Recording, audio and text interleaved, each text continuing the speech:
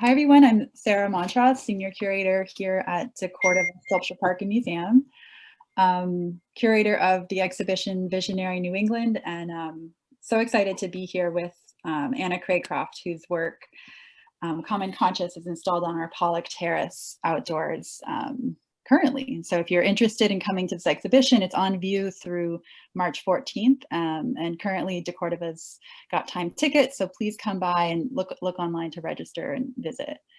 I'm going to share my screen now, and we encourage, this is a conversation, so in the spirit of Anna's work and also in the spirit of a Zoom, something more informal for lunch, please insert questions you might have in the chat function, or comments, or just ideas that you're coming up with as we're speaking. We'll speak between us for probably about half an hour or maybe a little longer, and then have time for questions and answers as well. So we should wrap up within an hour, if not before. So I will share my screen.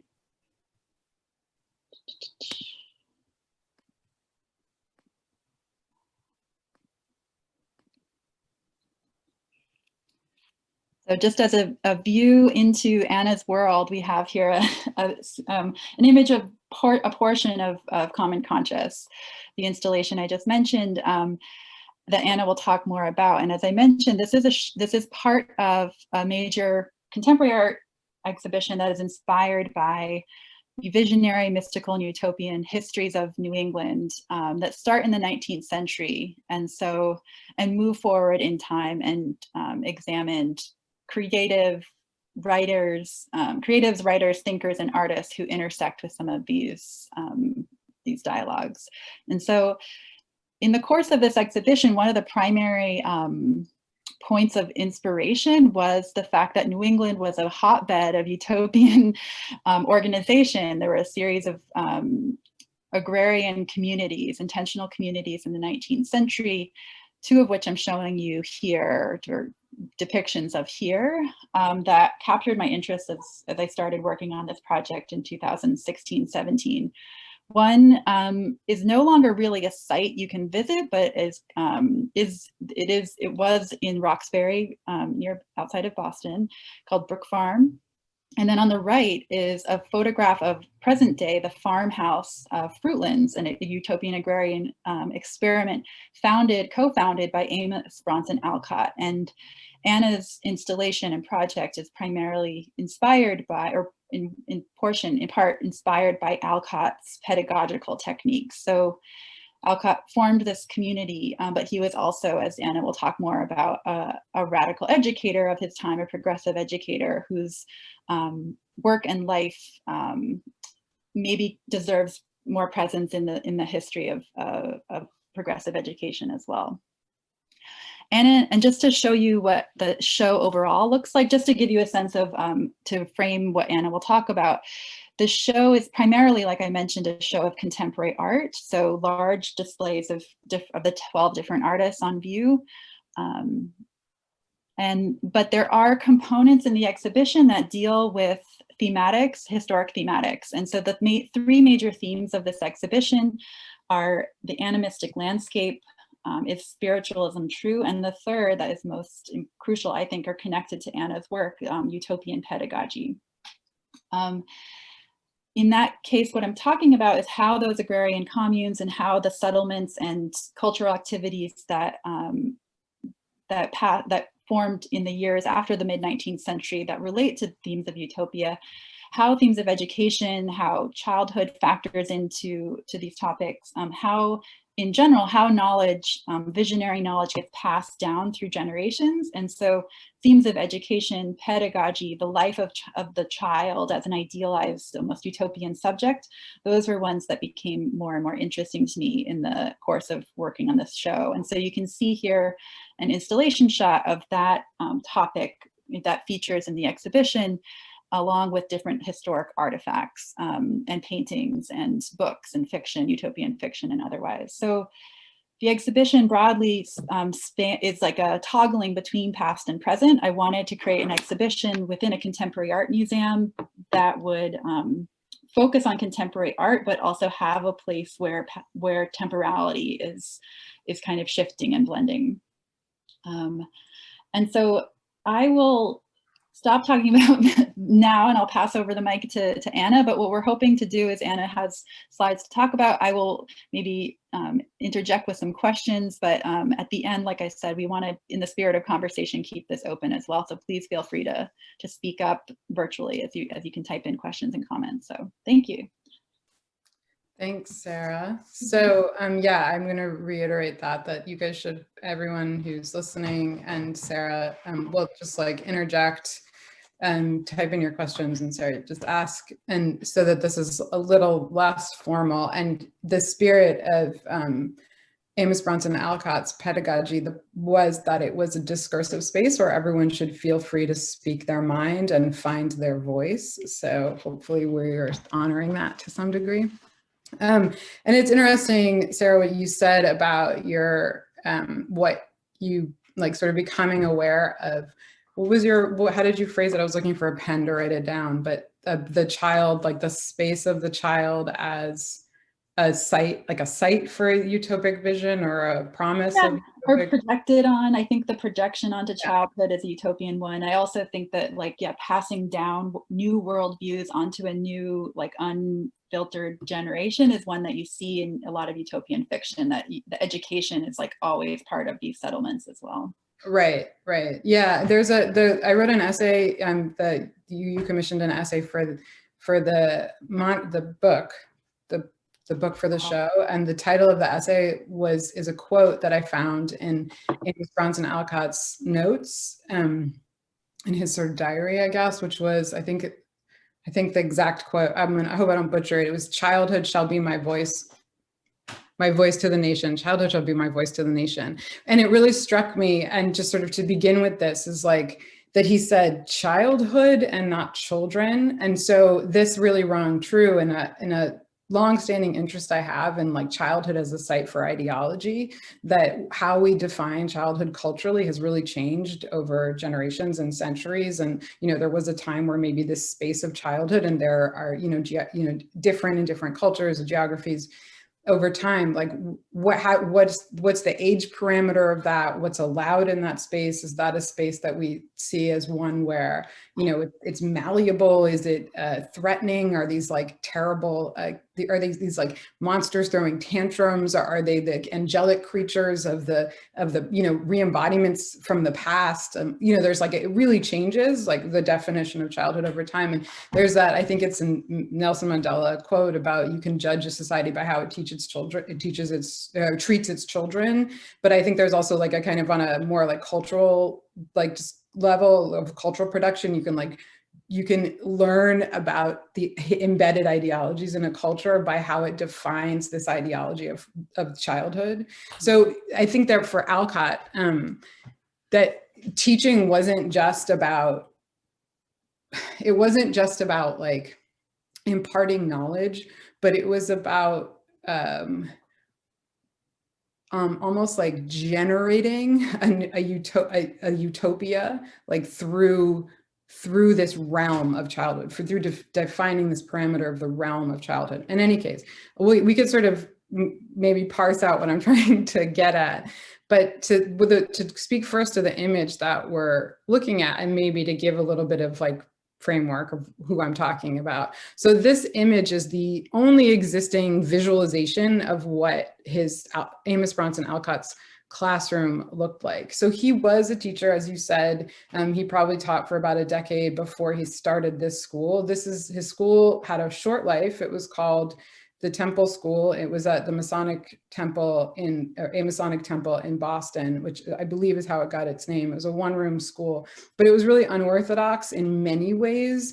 And one of them was the kind of fluidity of the classroom, the way that the chairs and such could be moved around and children could move around. And the part of that fluidity was like the active presence of the children. And so what's visualized in this image, which there's a few different versions of this image, but this is the only way we know what it looked like through a drawn depiction. There's one written description of the space too, by his cohort, Elizabeth Palmer Peabody, who helped him realize the school. But if you look at it, what we're looking at might seem common today. It's a conversation where people are sitting in a circle, right? It's sort of a standard today for like an open dialogue. Well, at the time it would have been really radical, because the classroom, normally you would have the children sitting in rows, and the teacher might even be raised on a kind of pedestal or platform above the kids. So they were kind of speaking down to them.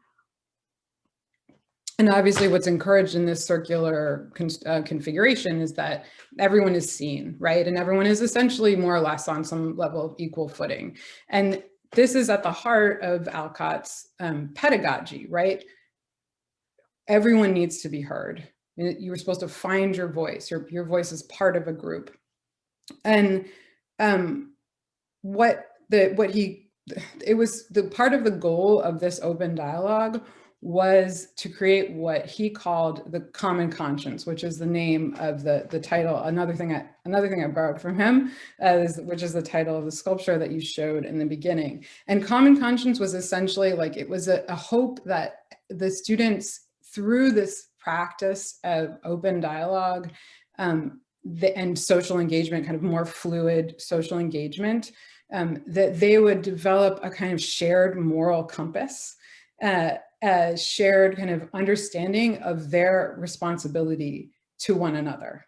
And there were many different, I won't go into all of the different ways within his pedagogy that he structured that. A little bit was in how he disciplined, or dealt with discipline in the class. A little bit was how he like taught text, taught the students how to text, or what they called synonymize, analyze a text. But what was key for me in designing my work was this idea of speaking and listening, and being simultaneously able to hear your own voice and anticipate and be responsive to how it was being received by the other people around you, which is a really, it's a trick to both be within yourself and outside of yourself simultaneously. And one of the ways that this was achieved, you can see in this configuration. So Alcott was the person sitting, it's sort of the big desk kind of at the center or to the outside of the semicircle. And then the other large desk seated across from him would have been his teaching aide. For the most part, the person who took that role was Elizabeth Palmer Peabody, who was also an educator and then went on to do other things with education after she stopped working with him. But what she brought to this space was she's credited with having the idea of documenting the conversations. So as he's having these like open dialogue with the students and asking them questions and asking them to share their ideas and opinions, blah, blah, blah, she's writing everything down. And not only is she writing it down, but at the end of the day, she's meeting with each student individually and telling them what they, reminding them, you said this happened, this happened. So the students are both sharing, and then they're having a moment of reflection at the end of the day. Also, I should say, the kids, the scholarship on this differs, but they are ranging between preschool age, so possibly starting at age 3 to possibly like 15. So it's a wide age range. So another kind of incredible feature of this school. And did I say when it was? Did I mention the years? This is a big gap in I'm not good with numbers. So did I? I don't think we got the date. Okay. So it was 1834 to 1838. So it had a 4-year run. It was short-lived, and not because it wasn't thriving, the classroom itself wasn't thriving, but the radical nature of Alcott's approach and his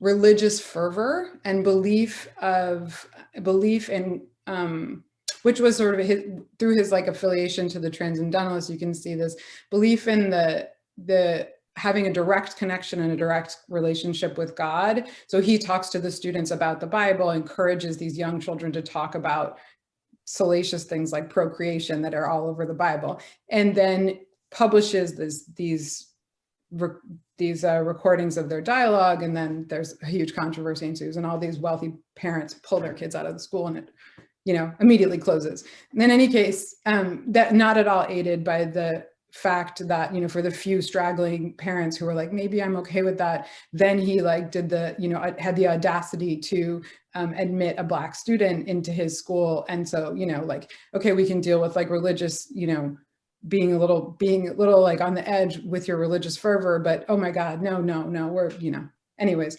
So the school shut down in those two radical steps that he took: open conversation and integration.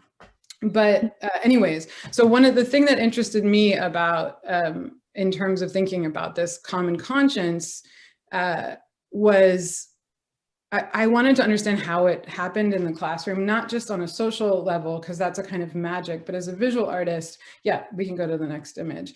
I wanted to think about how what did it look like in the class? There's a lot of, in the scholarship, there's a lot of discussion about Alcott like designing the space for comfort and freedom of movement. And I was like, how do you make a space like encourage people to speak their minds? Like that's, and to feel from ages 3 to 15 or whatever, that they're like, you know, that they're that self-consciousness that can start to set in, like that you just continue to open that up and encourage that. What would that physical space look like? Well, I couldn't find anything that literally described this furniture that he was supposedly, designed, but we did find through some research that we did collectively, right, that there's this image that from an essay that his cousin wrote, and the two of them are sometimes credited with each other's accomplishments. So this is a fragment of a diagram in his cousin's essay, which, let's see, it's called Essay on the Construction of Schoolhouses. The author is William Andrus Alcott. And it was published a little bit before the Temple School opened, a couple years prior. And this is just like furniture design, how the things should be, how desks should be arranged, how high the windows should be. It's like really prescriptive. But it is an Alcott's design. And also, so what we're looking at the bottom of the image are the chairs and desks. And it's like two side views. I don't know how legible that is, of a kind of chair desk. And this, I guess, was considered sort of radical, like just to put it in perspective. There's still like chair desk combos that are kind of locked to the floor. The idea of free movement in this structure it's kind of hard to imagine from today's perspective. But it was, you know, the fact that this didn't answer my question was just like more of a push for me to want to see how to visualize this like common conscience, how to like create a space that encouraged people to feel free to both speak their minds and understand how they're impacting the world around them. So I started to look at, you can go to the next slide. Anna, can I ask a quick question too? I mean, it sort of has come from the audience, but one I wanted to address is that your research into Alcott is also deeply invested in like present day progressive education and its history between Alcott and now, basically the research that you did for this project. And one of the reasons I, in fact, wanted to work with you is because deCordova is the home of, or is the site for Lincoln Nursery School, which practices a Reggio Emilia pedagogy. And so the method that the students learn there, or the teachers practice there, is one of listening, inquiry-based learning, and then the teachers document what the students have learned and place that documentation around the walls. So that idea of documentation, questioning, learning collectively is actually practiced right at deCordova, but many other schools and other progressive methods of teaching have actually, your essay actually details that. So I wanted to mention that in particular. Yeah, I mean, I should say that my interest in early child pedagogy, it's sort of in my practice, like functions as kind of like a North Star, where like it always feels like it sort of aligns me in the direction that I wish my work would go. So I have always seen early child pedagogues, or I've always, since I've been working professionally as an artist, at one point I started to realize in a moment of like crises, like not being able to really discern what the value of being an artist is in society and culture, like what is the impact. I was reading about the practice of some of these radical pedagogies like Maria Montessori, like Friedrich Froebel, like Pestalozzi, who was an influence on Alcott, like Reggio Emilia, like Rudolf Steiner's Waldorf schools, and realizing that there was a really strong analogy to the practice of these early child pedagogues, the kind of radical thinkers, and what an artist does. You know, you take an esoteric idea, you give it a very specific aesthetic form, and then you use that to shape the way people think and feel and behave in the world. And I was like, oh my God, so amazing. And but with early child pedagogies, you can actually measure it, right? Like, unlike with art, it's like, why does it matter? Why is it meaningful? There's like so many ideas around it. But like early child pedagogy is like, yeah, you're teaching them to be like great citizens, you're teaching them to become full humans, you're socializing them, et cetera, et cetera. It's so measurable, like much more measurable comparatively. Anyways. So in many points in my practice, like if I've had a kind of burning question or like question that's too big to answer, like some big epistemological, whatever, like existential human condition question, I'm like, oh, what did Friedrich Froebel think when he asked this question? What did Montessori do? Like, and so one of the things that happened, like the progressive education is, the narrative is very Eurocentric. It's very Western Europe centric. It then came to America, still like looking back to Europe. And I was like, there's all this talk in the classroom, and especially in the last like 5 or so years, I've been thinking about the role of the citizen and how, where is the narrative about in American identity about the responsible, civic-minded citizen, where is this narrative about American identity? Like, I know it's somewhere in history that we say that that's what one person, one vote, et cetera, et cetera. But where is it in education? And I'm looking at all this European origin education that's originating in Europe, and I'm like, but I see in the American classrooms the like child-centered, like all this conversation about child-centered, conversation about the sort of individual and individualism, anyways, responsibility.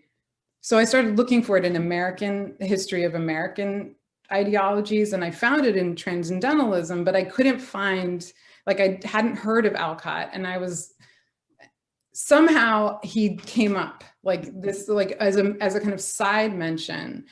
And I think because the school is so short-lived, I think because he was like, his writing is sometimes like it's hard to get through. It's very out there. He's just not, he didn't have as strong of a promotional team. There was like, as some of these other people, but there you can see, as you say, like Reggio is like, there are one-to-one relationships between Reggio Emilia and the Temple School pedagogy. Minus the religious fervor. Which was deeply important to Alcott's work. It was deeply important. I mean, the book that he published was called Conversations with Children on the Gospels. It was about the Bible. It was so they were talking about the Bible for reals. Well, do you want me to jump ahead to talk some inspiration, or? Right. Yeah. Let's go. I love it. I want to do it all. So I started looking just at kind of trying to track, like, what did furniture look like in classrooms? Like, how would that have restricted movements or enabled like restricted knowledge acquisition or disable it, whatever. So I was just like looking, through books, through the internet, like trying to see what all of the images that I could. And there was a kind of restriction to them, like this necessity of the desk and the seat and the tight togetherness. And so then you can look at the next slide. So these are just a few images, the random.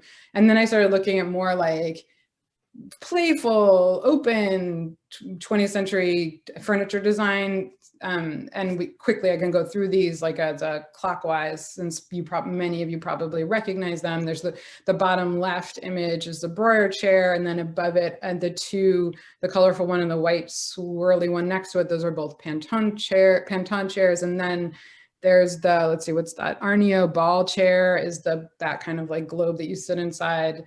And then next to that, that's a child's chair. So deconstructs these like planes. It's called it's Ivo Bufalini chair. And then the one that was the most influential on me that I saw, I think at MoMA in a show like 4 years ago, is is the Bobarti bowl chair, right? So this is, and that drawing in the bottom center is one of her sketches. She had many sketches for like how this circular bowl frame, which moves inside this, this base, had different ways that you could create a seating unit in it. So, and these had all these other like more playful, like ways you could stack it, where you could take a geometry and like simply just like slice it, or, you know, turn it into planes or stick those planes together. And to me, this was like, this kind of thinking of design was more in line with how Alcott talked about the intentions of his classroom, and the kind of looser movement, than like the chairs that I was seeing that were like sort of more traditional. So I was kind of imagining if Alcott was designing furniture,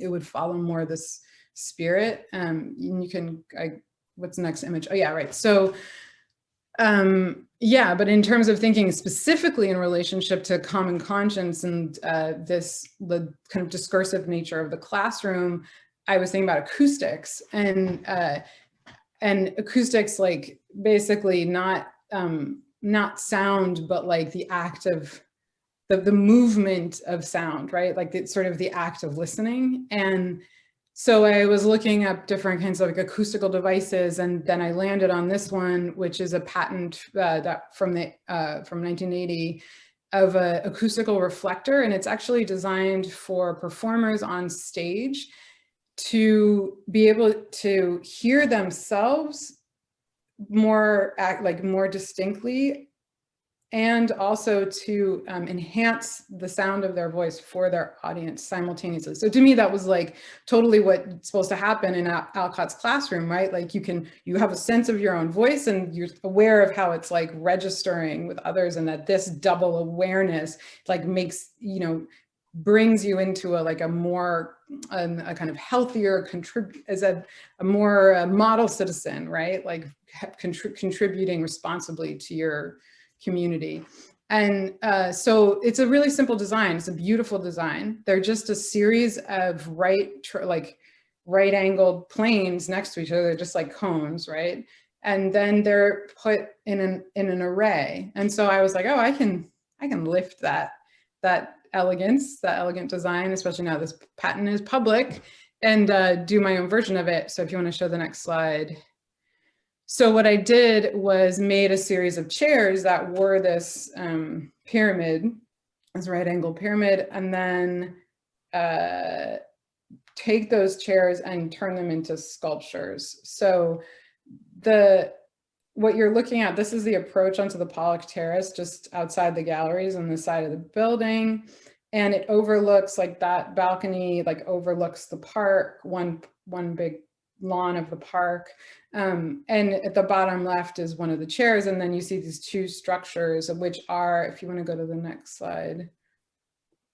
So these are the three chairs. And so the chairs are, I'll explain how they fit together in a second. The chairs are basically just a steel structure that then has fabric stretched around it, and there are three different colored panels, black, white, and gray, and then they rotate on each of the chairs. And so that, if you go to the next slide, that as the chairs nest into one another in a kind of spiral pattern, they are then affixed to a base, which, you know, holds them securely vertical because they're quite heavy.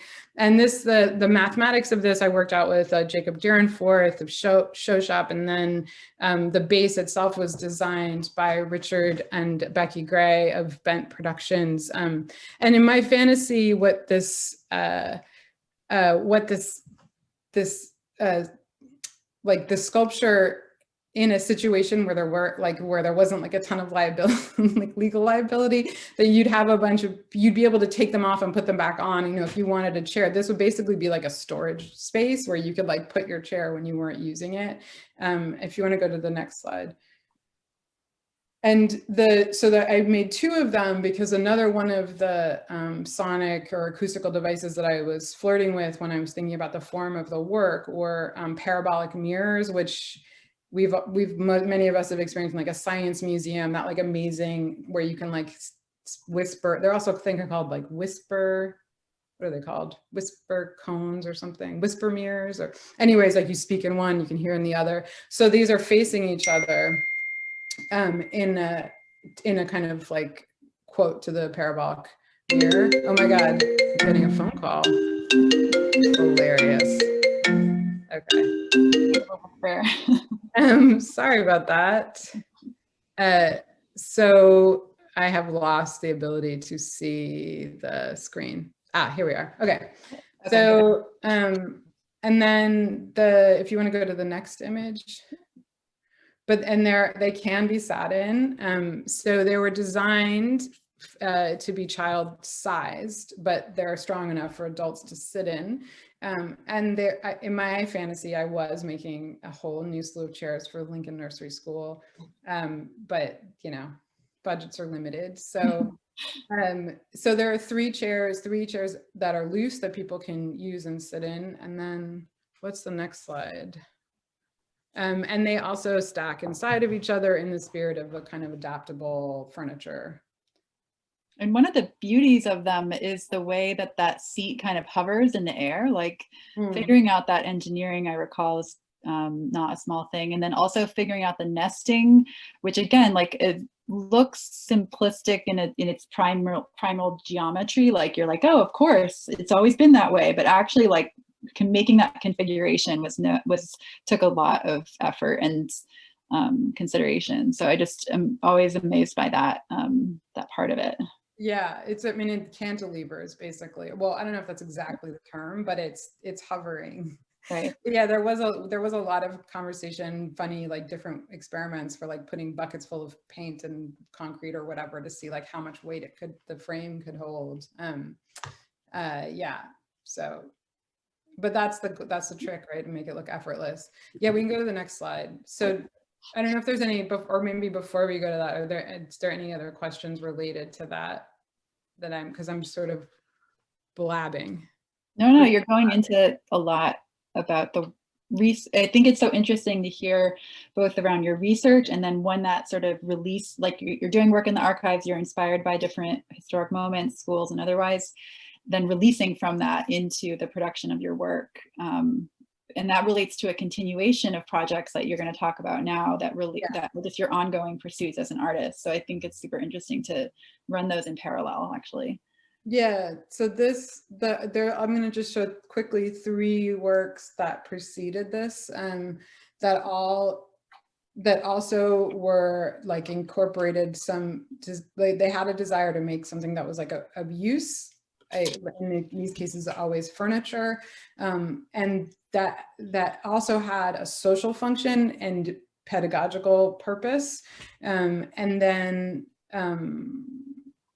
were utilized, like the kind of utilization was like integrated, and they were I'll go through them. So this was some were influenced by early child pedagogies as well. This one, not so much, but this was a piece that I made for Otis College of Art and Design, Ben Maltz Gallery, a show I did with Kate McNamara, and she was a curator. And so for this show, we took the gallery and divided it into 2 different acoustical experiences.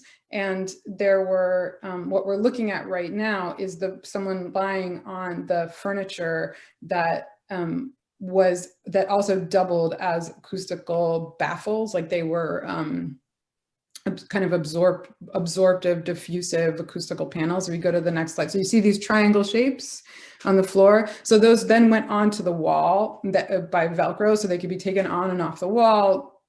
Similarly, you have like a structure that holds these pieces of furniture. You can take them down and move them around and whatever. And then they're also designed in relationship to acoustics. The panels that are suspended from the ceiling and that are on the wall are also covered with the same fabric, and those are also acoustical panels. I worked with an acoustician for this project, and the same acoustician, Ken Goras, did some consulting for deCordova, for me at deCordova. And so this is the one half of the space that was a kind of diffused and absorbed sound and light. And then if you go to the next slide, as you kind of go around the corner to the back side of this wall, you pass through these small hallways where there's like a pressure as you walk out of this space, and there's a pressure release. As you walk in, there's a pressure drop. You really feel it physically on your body. So the next slide. And then you end up in this space. That's where it's like, you've got the concrete floor, there's no padding in it. Everything is like, you've got these aluminum murals on the wall, so they're reflecting light, sound is bouncing everywhere. And there's the skylights are wide open. You can go to the next slide. So these spaces were used, because the Ben Maltz is within the larger university, I was working with various professors and, encouraging them to design classes with me or on their own that used the kind of experience of this space for their classes in whatever way they wanted to. So that was really fun to see that happen over time, and the students were also free to use it as they saw fit. So that was 2017. And that show is also actually about like having your voice heard. And I think that Alcott work, I was doing some of the Alcott research, early stages of it while I was working on this show. So there's a lot of overlapping ideas. So next, this is a piece of furniture. It's an art horse drawing bench. It's a standard design of art academies for probably, I don't know, centuries. This is a version of the art horse drawing bench, which is standard now. I made a slight alteration to the design. So this was for a show that was at Portland Institute for Contemporary Art that I worked with Kristen Kennedy on, the curator for that show. And this show was like a kind of like residence. I designed what Kristen called the Church of School or something. It was like I made these stained glass windows and designed the floor and designed this furniture, and then curated a bunch of workshops that took place, like invited all kinds of artists and whatnots, academics, etc., to lead workshops. And you can go to the next slide, where they would use, this is Lucy Raven leading a class, where they would use the art horse drawing benches and the other furniture as part of their, their teaching tools. And all I did in to alter the design is create these sort of notches in the benches that, if you go to the next slide, that enabled them to slat into each other and create like movable walls. So you could have like multiple classrooms within the space, and they would stack and they would hide. So again, it's sort of like, this like flexible furniture space. And actually also we worked with a Reggio. So this show was particularly inspired by a Reggio pedagogy, and which was why it sort of had a social practice structure. And the kids that you saw on the slide before was a Reggio class that came regularly to all of the workshops. Next slide. And then so that show was 2013, and this is from a solo show at Tracy Williams Limited Gallery in 2011 called Drawn to Repeating Patterns. And this is this colorful object on the floor is one of the works that was in the show. And it looks a lot like the pendant chair. I was not aware of that chair, I don't believe, when I was designing it. So it's kind of amazing just to realize how these things are kind of in your subconscious. But there's a bunch of interlocking colorful pieces of plywood. And if you go to the next slide, it's a bench in one configuration. You turn exactly the same structure on its side and it can be a shelf. If you turned it again, it would become a table. And this is similarly based on early child pedagogy, was trying to unlock some of the secrets of Friedrich Froebel's use of crystallography as a kind of foundation for his pedagogical ideologies about human development. So that's just a few to sort of see that, I guess this is like almost a decade of similar pursuits in terms of like how to design, how to make an artwork that has a social function that still speaks to these like larger poetics about the individual in the world, or these questions we're asking about like how our voices are heard or how we develop, these sort of, but then you actually sit in it, and maybe the way that you sit in it or the way that you use it creates a kind of social dynamic, so it has this like very hands-on practical manifestation of these more kind of lofty or poetic musings. And the project at deCordova, I mean, it's notable as you're talking, you're sort of in those examples you just gave, we were like moving back in time, it seemed like back. And I'm so interested in what we were talking about just before the program started, was your increasing interest into acoustics, to witnessing, to conversation. And so that sonic element, both in terms of it being outdoors at deCordova. So I imagine people coming, sitting outside, whether it's cold or warm or whatever, and like hearing nature, like taking in the natural world on the one hand. They could be with someone and have a conversation as well. But I was just curious, like what does it mean to bring your work outside into the dialogue of deCordova's landscape on this patio? How does those themes, those ideas of witnessing and conversation like factor in as well? I think we talked a little bit about this too, just as almost like a political outlook, I guess, at the same time. Yeah, I mean that there's the role, I do think that we talked about the role of witness, and I do believe that the role of witness is like a really potent political position, and that it's often sidelined, and that it's interesting. I mean, one witnesses from the sidelines, I suppose, but there are many people who are by nature of the kind of ways that they are disempowered in culture writ large. They they can't occupy that center, but what they can occupy as a powerful position is a position of witness. And I became really aware of that thinking when I was working on a project about Berenice Abbott, the photographer, and I realized that work with Dan Byers at the ICA in his show in 2016, the Artist Museum. I'm just thinking about so she's a photographer, and a lot of things about Abbott's perspective about, the role of documentary photography. In any case, I was thinking about her as a kind of, in some ways, even though she's a well-known photographer, there's ways that she's sort of a little bit marginalized and really had to fight against that. And, but she finds, I think, a certain amount of empowerment in the role of the photographer as a witness. And so it was, I think, through her that I realized that how powerful how politically potent that job is, and how important it is to celebrate the people who take that role. And so Elizabeth Palmer Peabody is another person in this narrative. So she, as I mentioned earlier, I think I mentioned that she was the person that said, we got to write this down. You're having these amazing conversations with these kids. I'm going to write them all down.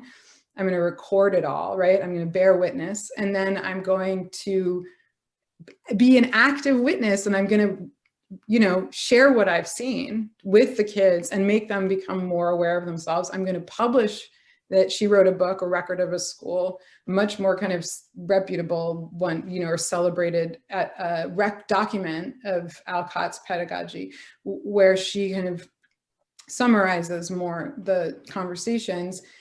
And he also used her record, but in her writing his conversations with children on the Gospels, those were a lot of her recordings.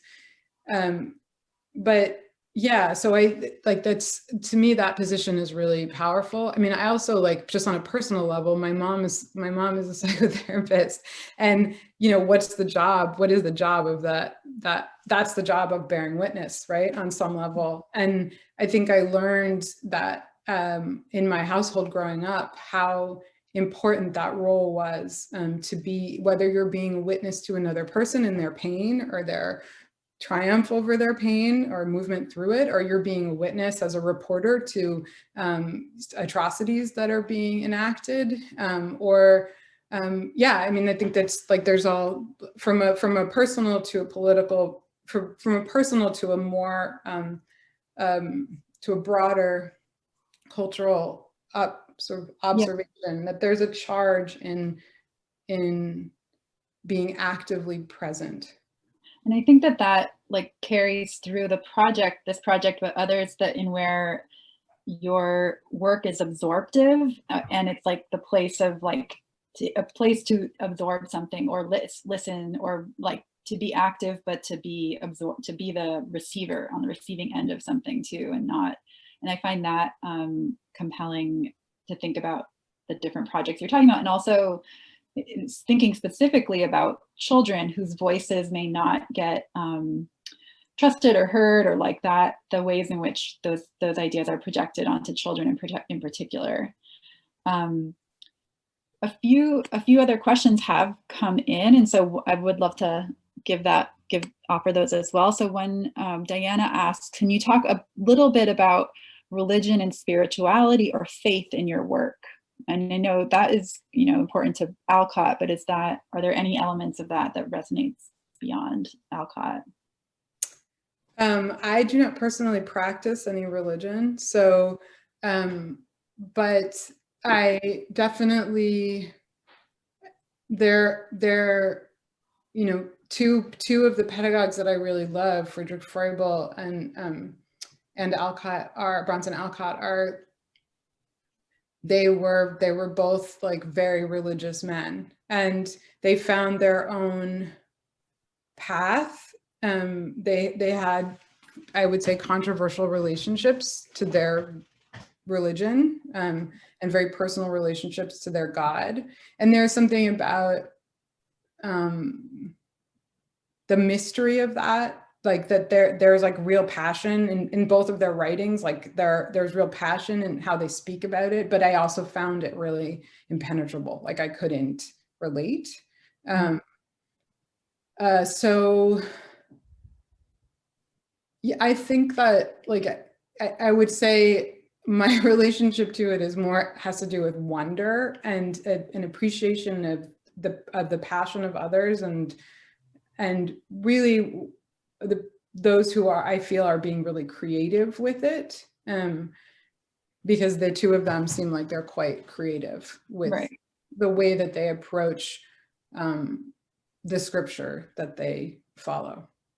Right. So Alcott's writing has like a particular fervor to it, and like belief in the divinity of children, and that finding God within childhood in particular, like that is not a. Yeah, I mean, and that's straight up, that's a line out of the Bible. Like he's not making it up, but it's, I read a little bit about what was happening in the religious circles in which he was part of, but it's not, I don't feel like I can speak with any kind of scholarship on it, but I was really struck by how what seems to me today to be like a very common religious practice. I mean, I think the Sunday school was essentially didn't exist before, like a place where you would go to question the scripture, where you would like be openly with others, say like, well, I don't know. I mean, do we really believe that? Did that really happen? And like really like kind of dissect it, which I was raised Jewish. So to me as a Jew, like that's what you do. Like you analyze,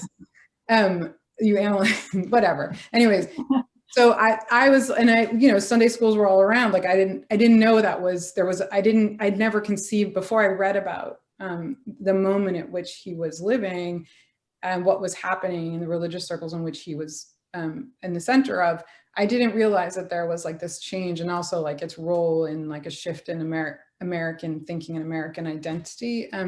So I think my interest in religion is kind of in that role of like questioning, innovating, personalizing, extrapolating. Like that would be but I also think maybe to go to your place of like witness, like, and this question of wonder is like, in terms of the spiritual, is like that place of not knowing, I think is where I would connect with religion, is like the unknown and the mysterious. And I would also say that, and I mean, I wouldn't go so far as to say religious, but like that I see an engagement with wonder and the unknown, and the desire to both seek an answer and be grateful that one never quite finds it in people, in people like Alcott or Froebel.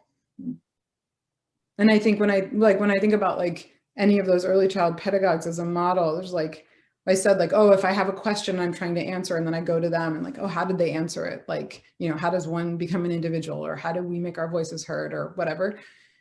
there's the thing that's amazing about education is that it's like a social act, right? Like there's always an element of mystery, like how it works is always, there's like, it has to do with personalities, like it has to do with all of these, there's all these components that you don't really know how they fit together. I mean, one of the things that's amazing about Reggio that you were speaking to is there's this, what now is, I think, commonly called emergent curriculum, where this inquiry-based learning, where like the teachers don't tell the kids like, oh, this is what we're going to study today. The kids kind of slowly, like through conversation, they like reveal what they're interested in, and the teachers somehow just like sit and glean what that is from this like very fluid conversation of like 5-year-olds, like, talking in their magical thinking kind of conversation way of talking.